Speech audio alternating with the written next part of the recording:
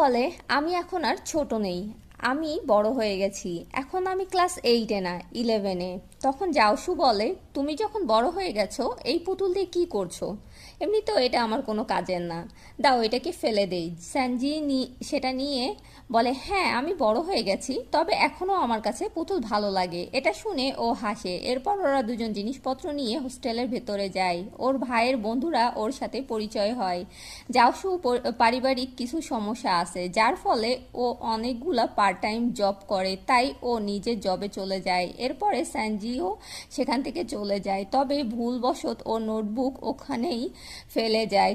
রাতে ও পড়ছিল, তখন ও বুঝতে পারে ও ভুলবশত ও নোটবুক ফেলে আসছে। ও ওর ভাইয়ের কাছে কল করে, তবে জাওশু ফোনটা পিক করে। স্যানজি ওর নোটের কথা বলে। জাওশু বলে, ঠিক আছে, আগামীকাল ঠিক 6টায়